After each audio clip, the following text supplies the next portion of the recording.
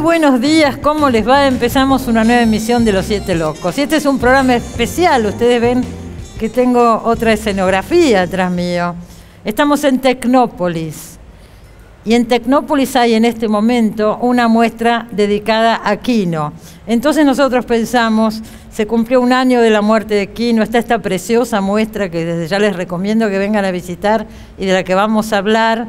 Y vamos a aprovechar para recordar a Quino. Tenemos tantos programas que Quino estuvo acá en Los Siete Locos, tantos realmente. Por ahí vamos a pasar seguramente fragmentos de algunos de ellos. Y además tenemos 4 invitados muy cercanos a Quino, desde distintos ángulos, para recordarlo, para hablar de él y a partir de Quino de tantas cosas. Pero yo empezaría hablando de la muestra, y está con nosotros Julieta Colombo, que es la, ¿qué digo? La representante de Quino, sí, además de sobrina, pero bueno, sí. Ahora que no está Quino, estás a cargo de toda la obra, Julieta. Ahora que no está Quino, estoy a cargo de toda la obra. Soy de la familia quien se ocupa de su obra por el tiempo que hace que estuve trabajando con él.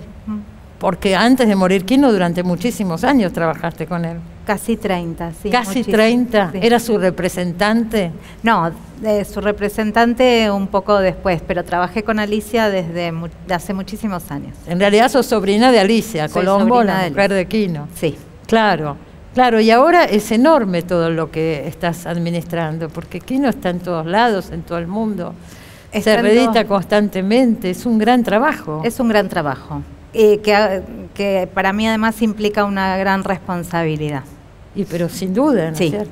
¿Y esta muestra cómo fue que se gestó? ¿Se te ocurrió a vos? ¿Cómo fue? No, esta muestra es una propuesta de hace unos años, muy linda, muy original,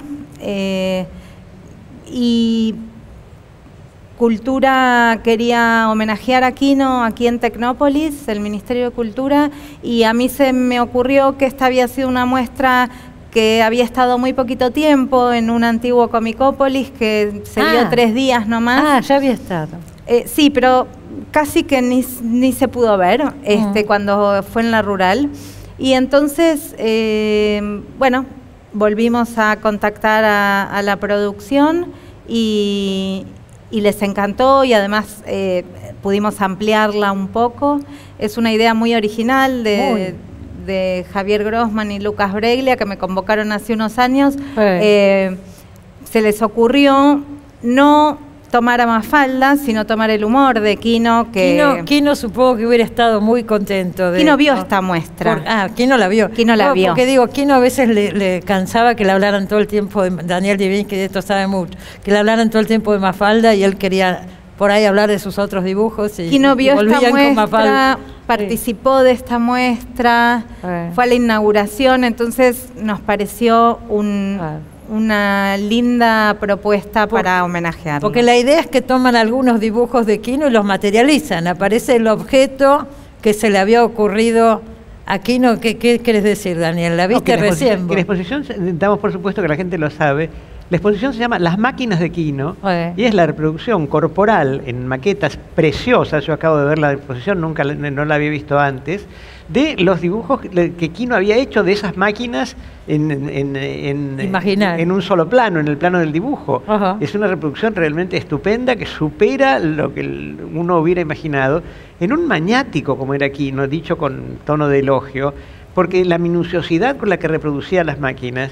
Encontré, por ejemplo, un dibujo de Rep en la exposición donde cuenta que Quino estaba obsesionado porque no podía dibujar la máquina de cortar fiambre.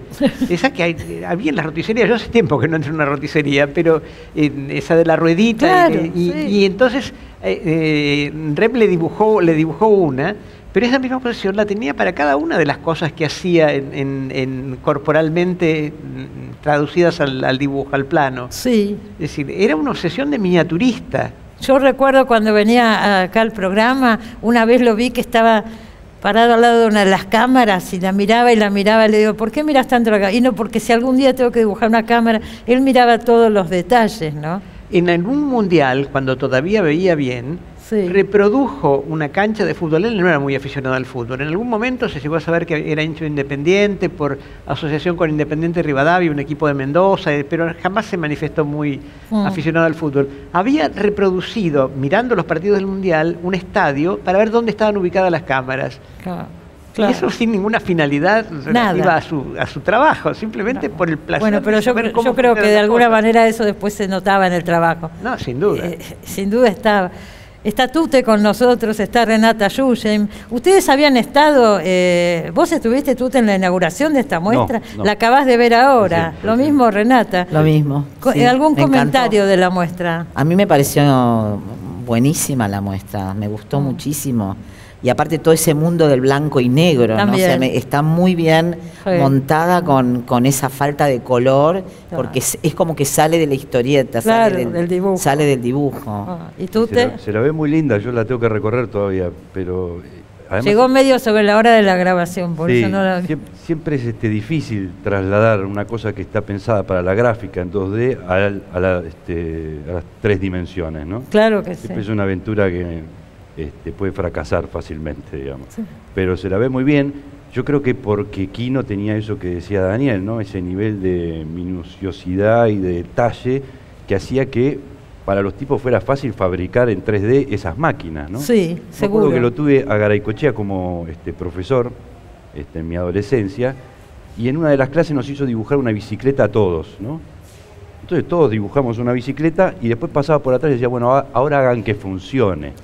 Porque siempre uno se olvida algo, sí, ¿no? Y entonces te falta la cadena o algo que traccione para que puedan. Bueno, en Quino estaban todos, hasta los tornillitos. Hasta el último tornillo. Sí. Pero, miren, yo estuve viendo estos días algunas notas viejas y no siempre fue así. Después vas a hablar vos de esto porque estoy segura que sabés mucho, Daniel. En el libro de Quino, Mundo Quino, que se reeditó en el año 98, y Quino estuvo acá en Los Siete Locos, y mostrábamos sus primeros dibujos y comentábamos eso, era un trazo mucho menos minucioso, y él fue contando cómo fue elaborando el trazo con el paso del tiempo. Vamos a ver un fragmento y después lo comentamos acá. Ahí va. Se reeditó Mundo Quino, como siempre de la Flor, edita Quino. Mundo Quino es tu primer libro. El primero que salió hace 35 años. Hace 35 años. Vos decís acá en el prólogo, Quino, me gustaría que lo digas vos, no lo vamos a leer el prólogo acá, pero hablas un poco de la... No que lo leas, no te asustes. Hablas un poco de lo que te significa vos ver estos dibujos, lo que ha ido cambiando a lo largo de estos años. 30 y pico de años, los dibujos son preciosos, son maravillosos, pero es verdad.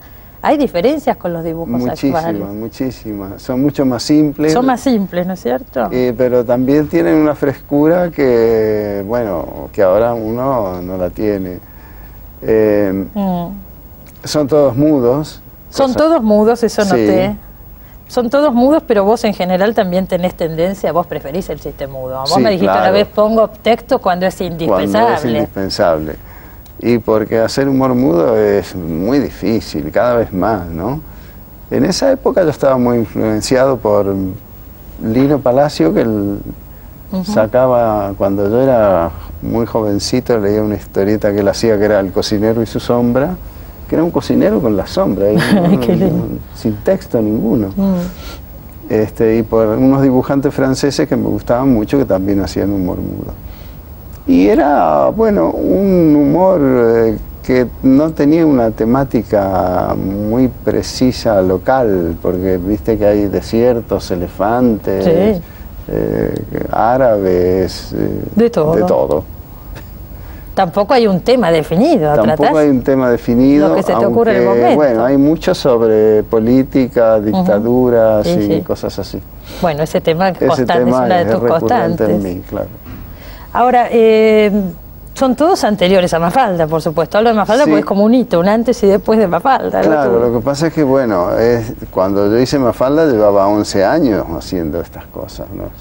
Mafalda. Vos me has contado en otras notas que hicimos o charlando que hacía 11 años que ya publicabas, que habías venido de Mendoza, que te había costado muchísimo empezar. Sí, porque viste que los dibujos son realmente Una vez que aparecieron... Son realmente que preciosos son. No, pero son como dibujos, no tienen la calidad. Una vez que aparecieron Cris, Fontana Rosa y Caloi, ya los jóvenes principiantes no pueden dibujar como dibujaba yo. Bueno, y vos también, o sea, no se puede dibujar ahora así porque ya lo hiciste vos hace 30 años, pero yo me pongo en el momento, lo que tiene que haber sido en ese momento. Vos me contabas que trabajabas tenías que trabajar en varios medios, que subsistir era difícil. Y sí, porque, bueno, creo que todos los dibujantes jóvenes tienen este mismo problema, que para subsistir, como a uno le pagan un poco, tiene que trabajar en 6 o 7 publicaciones, ¿no? Pero también me habías dicho que desde muy chiquito vos sabías que querías ser dibujante de humor, tenías muy claro eso, así que insistías. Lo tenía muy claro, ¿no? O sea que lo hacía con mucho placer. Insistías hasta que las cosas se daban. Lo sigo haciendo con mucho placer, te digo. Sí, se nota. Pero desde otra tranquilidad, supongo. Te volviste cada vez más minucioso con el trazo, tus dibujos son muy detallistas, todo eso acá no está, ¿no? Todavía.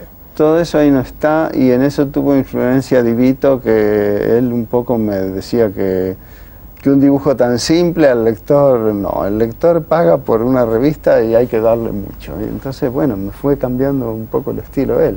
Viste que aquí tampoco hay manchas ni tramas, son casi todos dibujos muy lineales. Muy lineales. Eso también me lo quitó Divito.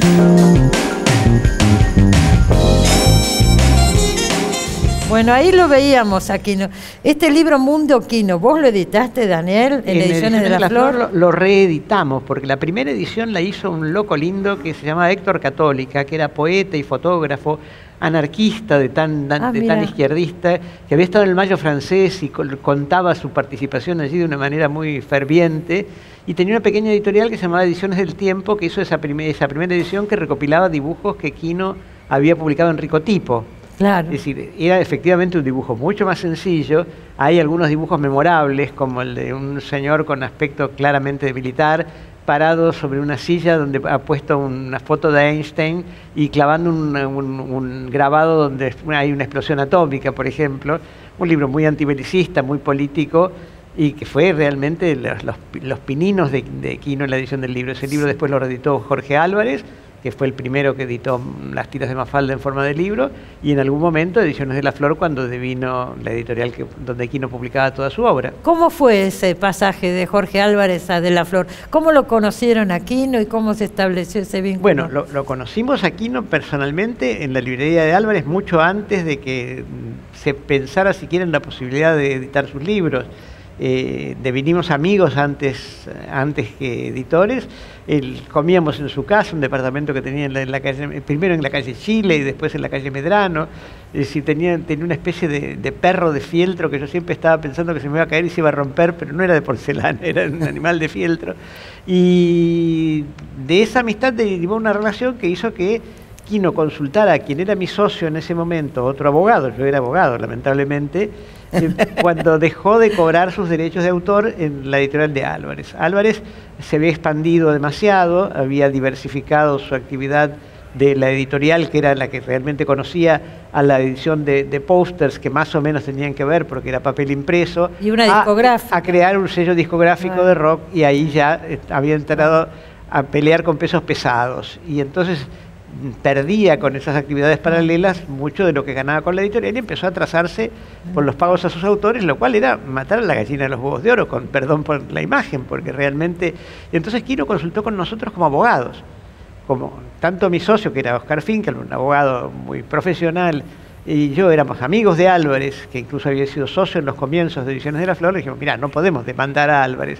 Lo derivamos a un abogado amigo, que tuvo una relación bastante cordial y llegó a un acuerdo sensato, pero del cual derivó que Quino dejó de publicar los libros con Álvarez.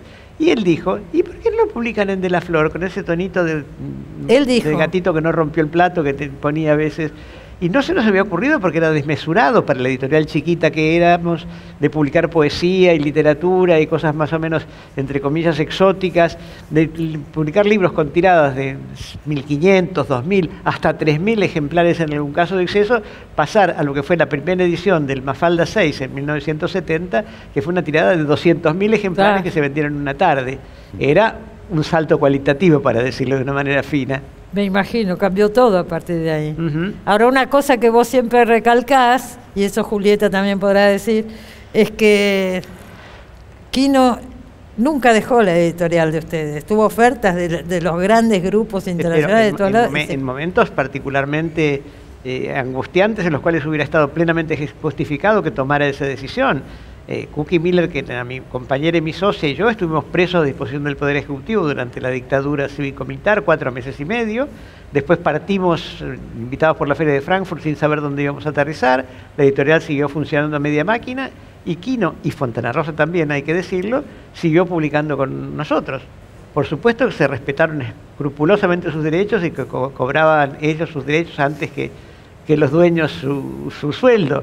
Pero realmente fue un acto de caridad humana y de cariño que no tiene posibilidad de ser evaluado correctamente. Sin duda. Pero además yo pienso una cosa, sí, ¿qué ibas a decir? No, que Quino tiene en su historia un gran vínculo con todas las editoriales que lo han publicado, salvo algunas excepciones. Martín Fontes en Brasil hace no sé cuántos años que publica. Bueno, el sello Lumen como sello también, hace muchísimos años. Seguro. En general, ha tenido buen vínculo con... No, pero yo lo que decía, y con esto nos vamos al primer corte, pensaba, el hecho de que Julieta está trabajando con Quino hace tantos años, es la sobrina, la amistad que Quino tuvo contigo, Daniel, y con Cookie Miller, tu socia en esa época. Digo, él también se rodeaba de gente en la que confiaba mucho. Era generoso, pero también él recibía, digo. Se rodeó siempre, se supo rodear bien. Me da esa sensación, ¿no? Sí, pero el caso particular... Pensar las fortunas que mueve todo esto. En el caso particular nuestro, un compinchaje, a mí me hace acordar un dibujo de él donde aparece una pareja de viejitos. Es decir, ¿nosotros qué éramos? ¿Marido y mujer, hermanos o qué? Porque realmente la relación se confundía. Fuimos de vacaciones a la isla de Pascua y a Tahití, fuimos de vacaciones a República Dominicana, estuvo en Boston cuando nuestro hijo se graduó en el Berklee College of Music. O sea que realmente es una historia que supera lo que puede ser una relación editores-editado. Seguro. Bueno, a eso me refería. Bueno, nos vamos a un corte. Cuando volvamos del corte quiero que Tute y Renata Yuyen nos cuenten su relación con Quino. Ya volvemos.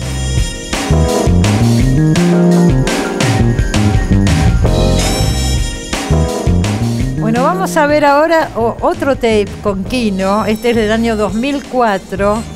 Y me interesa que lo escuchemos porque habla de sus inicios, desde sus inicios primeros, de su infancia, de sus padres, de su tío Joaquín, que lo marcó tanto, y cuando viene de Mendoza a Buenos Aires para intentar trabajar de dibujante, y todo lo que le costó en los primeros tiempos. Ahí lo vemos. Vos naciste en Mendoza, Quino. Sí, nací en Mendoza. Y había venido cuando tenía 18 años a Buenos Aires a probar suerte. Me rebotaron de todos lados. ¿Te volviste a Mendoza? Tenían razón, porque viste cómo dibujaba, ¿no? Vos decís que dibujas mal ahora, ¿qué te puedo decir? No, bueno, siempre decís que dibujas mal, insistís en decir que dibujas mal. No que dibujo mal, sino que me cuesta, pero al final más o menos tengo un dibujo que me sirve para expresar lo que quiero decir, sí, que en el fondo es lo que importa. Importa más la idea por ahí que el dibujo. Sí, sí, se complementan, pero bueno. Obviamente. Bueno, así que habías venido de Mendoza, estuviste un tiempo, no pasó nada, volviste a Mendoza. Hice el servicio militar y después de hacerlo, sí, ya me vine más decidido a quedarme, pasar a lo que pasase. Pero yo me acuerdo que una vez me contaste que cuando eras chico, tu tío, que se llamaba Joaquín igual que vos, por eso te decían Quino, para diferenciarte, era dibujante. Una manía en mi familia de los Joaquines. Ah, ¿hay muchos? Hay muchos, Santiago Pablo Joaquín, Joaquín Mario, mira vos. Hay toda una... No sé por qué esta manía, porque Joaquín, que era el abuelito de Jesucristo, ¿no? Y unos reyes de Israel en la época de Nabucodonosor. Algunos se habrá llamado Joaquín y de ahí siguió. Sí. Y a vos te decían Quino, y eras vos. Sí. Bueno, pero vos me contaste una vez que este tío Joaquín era dibujante. Sí. Y vos desde muy chiquito lo veías dibujar y dijiste, yo también voy a ser dibujante. Sí, me pareció una cosa muy linda, con estos aparatos uno cree un montón de cosas, ¿no? O escriba, ¿no? Pero decías que ibas a ser dibujante de humor. No lo tenía claro, no, tan claro no lo tenía. A mí lo que me impresionó fue el hecho de ver que, bueno, de esto salen cosas, lo que uno quiera. De un lápiz sale lo que uno quiera. Lo que uno quiera. Si uno puede. Lo que uno puede. Exacto. Quino, tus padres murieron cuando vos eras chico, ¿no es cierto? Más o menos chico, sí, 13 años y 15 años, una cosa Tu así. mamá cuando tenías 13 y tu papá cuando tenías 15. Sí. Y vos tenías 2 hermanos. Tengo 2 hermanos. ¿Seguís teniendo? Sí, lo sigo teniendo. Yo leía esto y digo, ¿y qué habrá hecho? Era un adolescente, Quino. ¿Con quién vivieron entonces ustedes? Sí, con el tío Joaquín, eso con también, el tío claro. Joaquín. Eso. O sea que el tío Joaquín tuvo un peso. Tuvo un peso muy grande, sí. Enorme. No, pero además del tío Joaquín había el tío Santiago, que también pintaba. Tengo otro tío que pinta y compositor. Mi abuelo también tocaba la guitarra. No sé, había un clima así. Ninguno, era todo hobby, ¿no? Lo hacían por gusto personal, pero lindo, un lindo ambiente. ¿Tus papás eran españoles, eran inmigrantes Mi papá eran españoles, sí. En realidad yo tengo el tío menor ya había nacido en Argentina y otra tía, pero toda la familia era española. Eran todos españoles. Todos. Y los amigos también, y el barrio eran todos españoles, italianos, Era un barrio de árabes. inmigrantes. Era un barrio de inmigrantes, Claro. sí.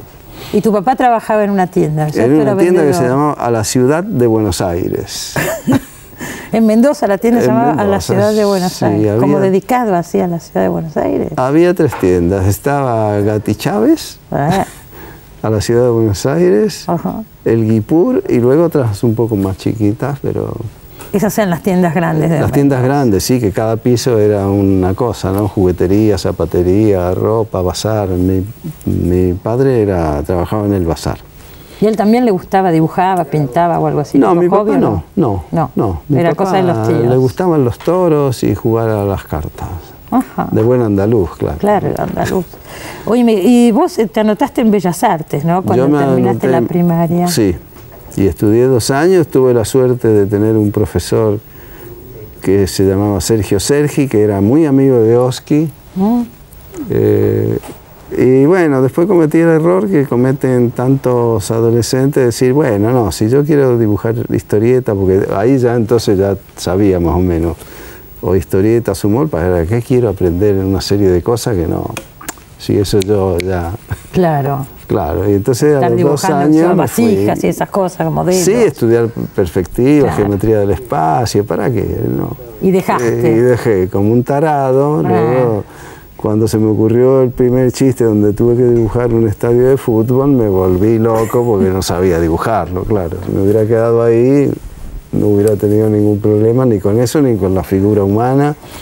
Porque cuando uno empieza, cuando uno busca un estilo, tiene el problema que le salen, por ejemplo, muy bien los personajes, o sea, el ser humano, pero después los animales le salen de otro estilo y los muebles de otro estilo. Claro. Y entonces hay que ir encontrando la manera de que todo te salga dentro de un mismo estilo. Todo tenga un mismo estilo. Sí. ¿Y eso qué lo hiciste? ¿Dibujando y rompiendo hojas? Claro, sí, dibujando. Como un tipo que empieza a estudiar un instrumento musical, tiene que estudiar 8 horas por día y recorrer redacciones con los dibujitos y que te dijeran, no, pibe, esto mejor hacerlo así,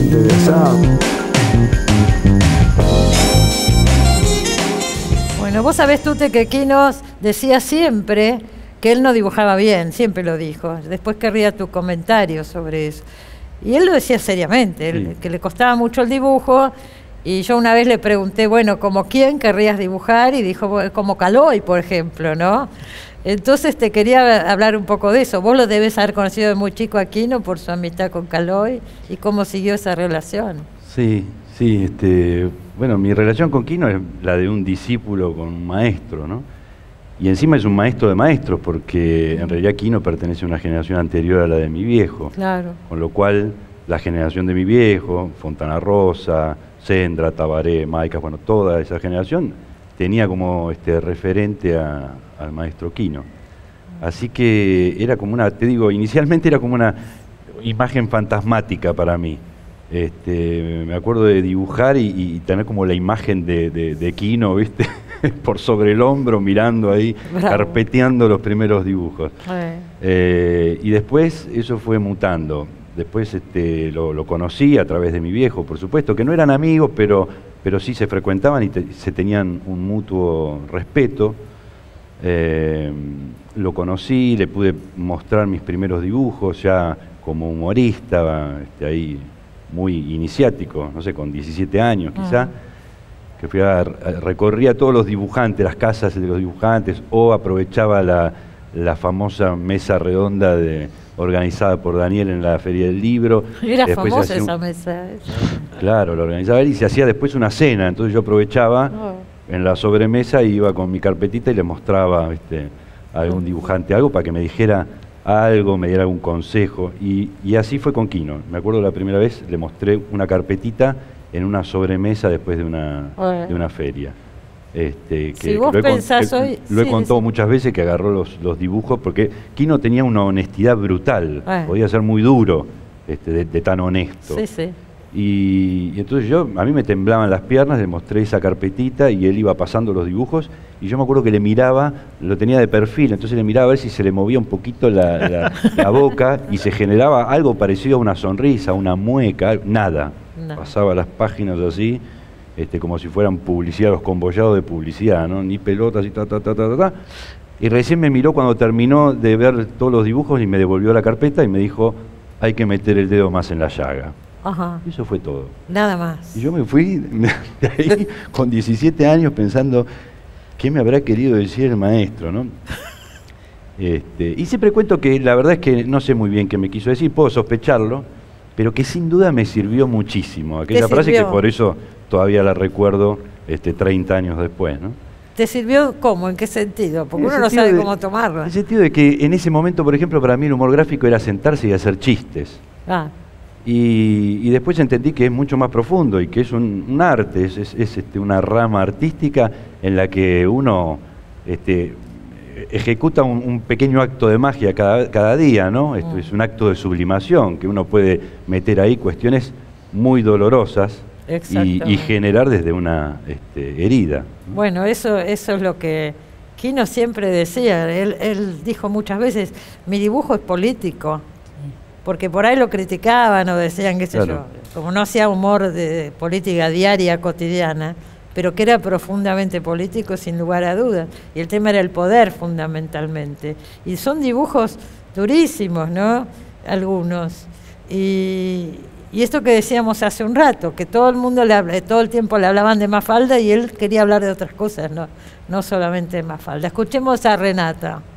Bueno, no, a mí justamente también me gustaba, Mafalda me encantaba, pero me gustaban muchísimo los dibujos y los dibujos puramente gráficos, los que no tenían texto. Sin texto. Eso creo que es lo que más me gustó siempre de Quino. Bueno, él decía eso, decía que lo que había que intentarlo conseguir era que el texto no hiciera falta, que no hubiera texto, que no siempre se lograba. Después Caloy nos va a decir, bueno, a mí nos va a decir qué piensa de esto.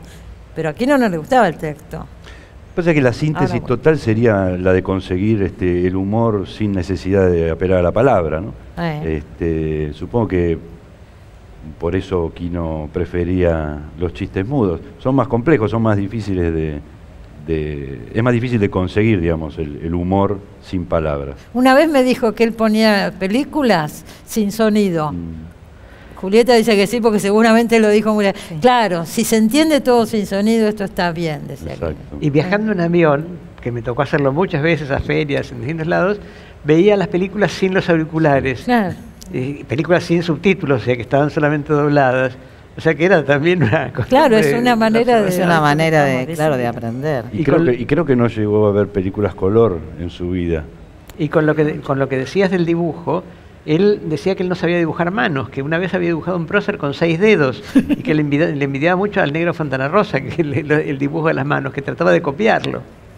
Él renegaba de eso. La última película que vio Quino, en realidad, oyó el sonido, fue en el Balba, con unos amigos y conmigo, La conspiración de los boyardos. O sea, que es el tipo de cine que le gustaba a Eisenstein. ¿Qué ibas a decir, Renata? Me olvidé. Te cortamos, claro, no la dejamos hablar, pobre. No. Todos queremos contar algo. Me quería acordar cómo lo conocí a Quino, que yo supongo que fue por Daniel, porque... por Divinsky. Claro, porque por La Flor, yo creo que nos conocimos. Después también entablé como una relación, porque eran muy amantes de la música, y por el Colón y todo eso, y nos invitaron a comer varias veces a su casa con Oscar Araiz. Y después yo los vi en Madrid porque yo trabajé en el Real y ellos tenían muy marcado como el tema de la ópera donde daban cuando se estrenaba y los vi ahí. Tengo un recuerdo de que presenté una sobrina que tengo en Madrid y que casi se muere de la emoción de conocerlo aquí, ¿no? Y ella era una adolescente, pero la gente él provocaba un fenómeno así de... Muy fuerte. Sí. Todos hemos visto, gente llorando, yo he visto, que lo agarraba aquí y lloraba. Provocaba emociones tremendas. Yo pensaba, ¿qué cambió? Me imagino que mucho, pero de la época de Quino y hoy, el rol del dibujante, el trabajo de dibujante, de humor. El rol yo creo que no cambió demasiado. Lo que cambiaron son la manera de comunicarse con el público, ¿no? Antes era a través fundamentalmente de los medios gráficos, ¿no? de la prensa y de los libros, y hoy es a través de las redes, ¿no? Hoy yo tengo más lectores, creo, a través de mis redes personales, digitales, que a través del diario La Nación.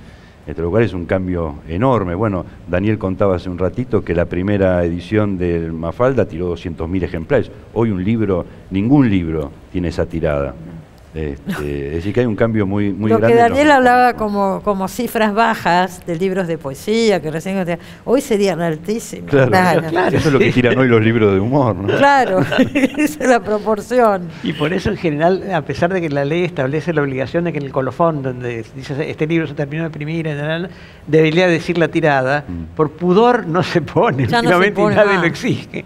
Claro. Por lo bajas que son. También tiene que ver con que las técnicas de impresión contemporáneas hacen más fácil reeditar.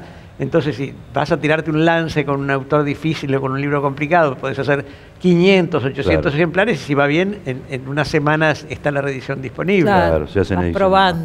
Vas probando. Cada vez tiende más a eso. Sí. Bueno, nos vamos a hacer otro corte y tenemos un bloque más para seguir hablando de Quino, que es el último, así que vayan pensando lo que quieren decir, que no quieren que les quede afuera. Enseguida volvemos.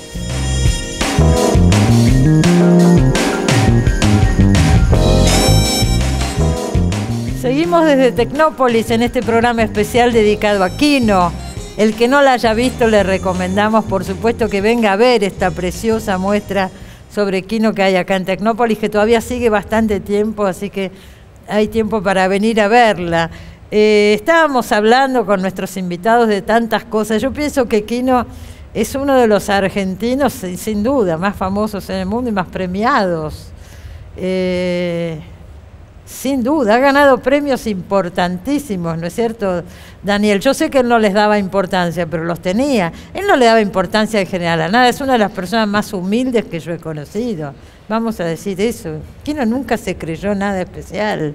De verdad, ¿no? No, sin ninguna duda, pero cuando le otorgaron el premio Príncipe de Asturias, ahí entraba un poco el conflicto con su historia de hijo de republicanos, de familia de comunistas, y ahí hay una serie de anécdotas que creo que Julieta presenció desde más cerca. ¿Cómo son, Julieta? Sí, estuvimos en el Hotel de los Premiados y él estaba como por una parte muy halagado, porque era un premio muy importante, pero con mucho conflicto personal. Y la noche anterior a que le dieran el premio, estábamos a la mañana siguiente, me dice, anoche soñé con mi mamá. Su mamá era republicana española, que venía y me decía, está bien, Quinito. Le daba permiso. Y eso lo relajó. Yo creo que él tenía ahí un conflicto importante, pero en general era, por supuesto, una persona muy humilde, que es como si el éxito estuviera siempre más allá de él. Él no sentía que era propio, es muy compleja la cosa, pero él entendía que era él a quien homenajeaban, pero él sentía como que, bueno, siempre todo homenaje era demasiado, porque él era una persona muy humilde. y estaba muy intranquilo con todo lo del premio Príncipe de Asturias. Si bien en el año 2000 le dieron el premio Quevedos, que también es un premio muy importante, pero tiene más que ver con el humorismo gráfico, qué sé yo, este era como, no sé, algo muy... De hecho, tuvo muchísima repercusión. Y se ve que esa noche y ese sueño le aportaron mucha tranquilidad y pudo, sentirse un poco más tranquilo. Claro. Una respuesta típica de él cuando mucha gente decía genio, que es esa cosa que se prodiga tanto, decía genio era Beethoven, genio era Einstein. Claro, ¿Cómo me decía genio a mí? Decía, casi ofendido. Se ofendía un poco. A mí una vez me dijo una cosa que me impresionó mucho, ¿no? Porque me dijo, y al final ¿yo qué logré? Le digo, poca gente ha logrado lo que vos lograste. Y me dice, pero nosotros teníamos, yo creí, suponete a finales de los 60, que con Serrat, con Mercedes Sosa, que podíamos cambiar el mundo de alguna manera. Y eso no lo hicimos. Entonces, ¿y qué hice? Al final, ¿qué hice? Cuando la gente le decía gracias, y él decía gracias, ¿por qué?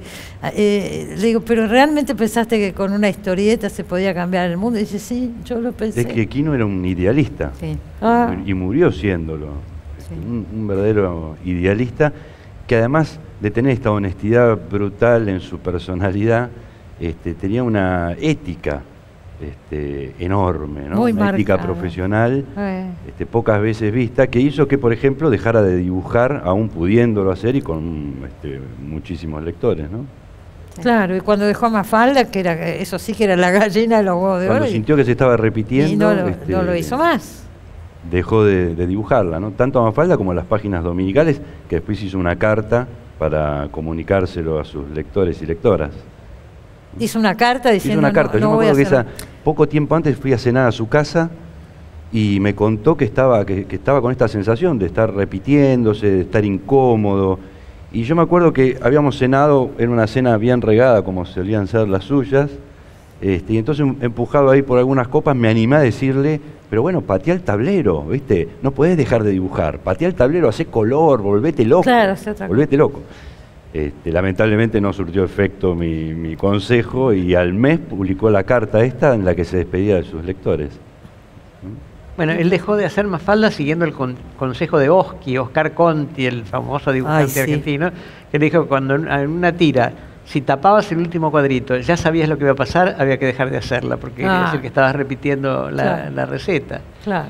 Y ahí dejó de dibujar, no dibujó más. Y con relación al fondo, lo que dijo acerca del humanista de Tute, fui testigo, ya lo conté decenas de veces, pero el público se renueva, como decía Verdaguer, cuando Portugal fue país invitado en la Feria del Libro de Frankfurt, fue la primera y única vez que Quino fue a la Feria de Frankfurt, que es la feria más importante para la venta de derechos de traducción, no es una feria de venta de ejemplares como la de Guadalajara o la de Buenos Aires. Y entonces me dijeron que Saramago, que estaba en el stand de Portugal, que estaba al lado de Argentina, quería conocerlo aquí, ¿no? Y yo, meterete como soy, lo conocía a Saramago de la Casa del Fragente, una encantadora alemana que organizaba unas cenas previas a la apertura de la feria. Los fui a buscar y los junté. Se quedaron callados mirándose hasta que Saramago dijo, Mafalda fue mi maestra de filosofía, y Quino se ruborizaba. Tendría que ser obligatoria en las escuelas, pero no en las escuelas primarias, en las universidades, y Quino se ruborizaba más. Y yo no tenía una cámara porque no tenía celular en aquella época, pero fue un momento inolvidable. Terminó el encuentro, se despidieron con un semiabrazo, Saramago se fue al aeropuerto y ahí les llegó la noticia de que le habían dado el Premio Nobel de Literatura. Saramago, en ese momento. No, esto que vos decís, Humberto Eco escribió sobre Quino. Bueno, la famosa frase, no me importa lo que yo piense sobre Mafalda, sino lo que Mafalda piensa sobre mí. Era una de las tantas humoradas de Eco. Claro, sí. Eric Hobsbawm, el gran historiador inglés, comunista, militante, estuvo en Buenos Aires en 2004. Él hablaba perfectamente castellano y a mí me presentaron como el editor de Mafalda y el tipo estaba enteradísimo. Un inglés con una versación histórica de la historia del siglo XX, es la más completa y perfecta que se haya escrito.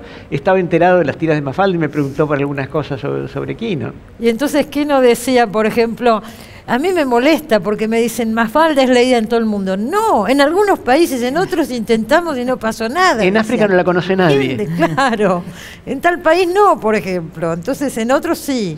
Pero él te lo decía, ¿no? ¿Qué ibas a decir, Julieta? No, iba a decir que esto es, por supuesto, en gran parte tiene que ver con la obra de Quino, pero también con el trabajo de su compañera de toda la vida, ¿no? De Alicia. Alicia Colombo. Sí, que bueno, fue quien lo convenció a Quino de que le responda a Marcelo Raboni en Italia que quería publicar a Mafalda, y a partir de ahí también ellos vivieron muchos años fuera en Milán, en Italia, y eso los obligó también a moverse en otros territorios, y la verdad es que bueno, hicieron un gran equipo, un gran equipo, un papel fundamental, ¿no? Una mujer que además lo apuntaló y lo empujó hacia el futuro, porque Quino tenía una personalidad era medio quedadón, apocado, era tímido, y Alicia era una mujer de armas tomar.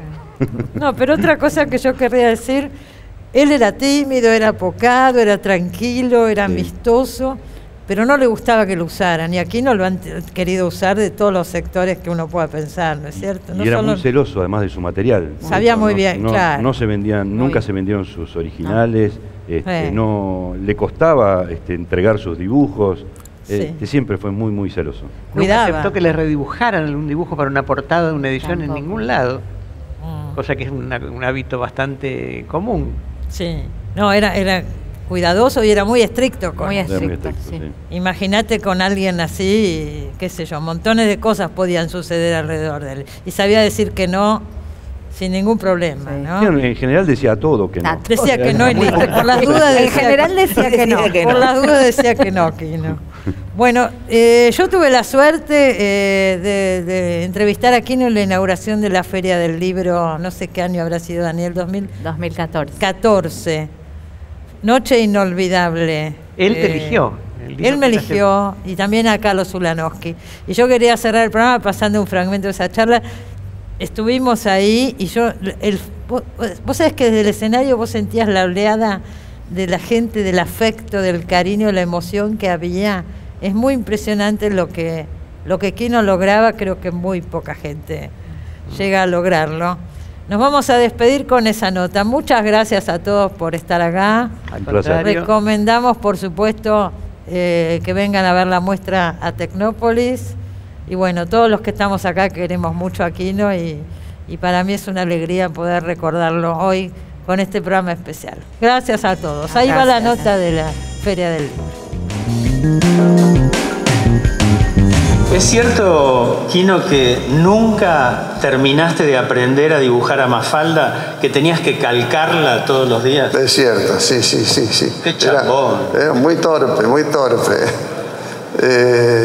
Bueno, lo que pasa es que dibujar siempre el mismo personaje también es una cosa muy pesada.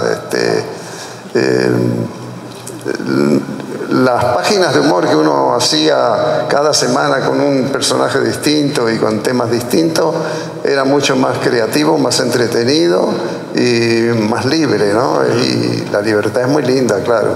Entonces, bueno, sí, yo le tengo mucho cariño a Mafalda por todo lo que me ha dado, la alegría que me ha dado, el reconocimiento de la gente, todo, pero a los demás personajes míos, aunque aparecían nada más que un día, una semana nada más, les tengo el mismo cariño. Eso quería decir, perdón. Nunca más volviste a tener un personaje fijo. Aparecían una sola vez los personajes después de Mafalda. Sí. Y Mafalda la hiciste en 9 años. Sí. La dejaste de hacer hace 41. Y seguimos hablando de Mafalda y seguiremos. Sí, qué plomo, ¿no? Qué cosa.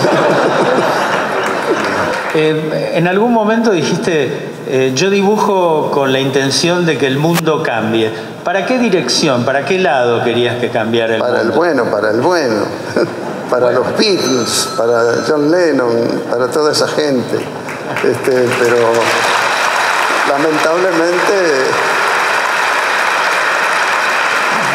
lamentablemente no fue así, porque el sistema se ocupó de, así como los elevó en una época, de hundirlos luego, ¿no? ¿Por qué pensás vos, Quino? Esto lo dicen más los críticos que vos, pero querría escuchar lo que decís vos. Mafalda es la historieta, es la tira cómica latinoamericana más leída de la historia, en muchísimos países. Una cosa que sorprende mucho es de los chicos chiquitos, como admiran a Mafalda. Sí. Son 3 generaciones hoy, por lo menos. A mí también me sorprende mucho. A vos también. Sí, sí, pero sí. yo me acuerdo que vos dijiste una vez que Sábato te había comentado, usted toca los temas profundos del alma humana. Sí. Por eso se reconoce tanta gente, ¿no es cierto? Y conmueve y llega a tanta gente. ¿Es así? ¿Estás de acuerdo? Estoy de acuerdo, sí, creo que sí. Leyendo mi propia obra me doy cuenta que sí, que he tocado temas. También tengo una cosa que me sorprende de mí mismo, es cómo he hecho temas que 40 años después parece que fueran dibujados ese mismo día, ¿no? Eso tampoco lo entiendo de mí. ¿De vos o del mundo? No, del mundo sí, porque a lo largo de leer la historia y todo uno se da cuenta que el mundo repite siempre los mismos errores. Es increíble, es increíble. Quino, Mafalda a esta altura ya fue muchas cosas. Fue tira de historieta, fue protagonista de diarios y revistas, fue dibujo animado, fue póster. ¿Qué te hubiera gustado que fuera? Por ejemplo, imaginaba, ¿podía haberse hecho una comedia musical, una obra de teatro con Mafalda? Tuve propuestas, pero no, a mí nunca me gustó el pasar de una cosa gráfica. Yo me considero un dibujante que dibuja sobre papel. Y sacado de ahí, las versiones que han hecho, que me han propuesto hacer, no me gusta salirme de eso. Mafalda nació para ser así y no me gusta que me la vengan a cambiar. Por eso cuando veo la piratería me pongo a ver eso.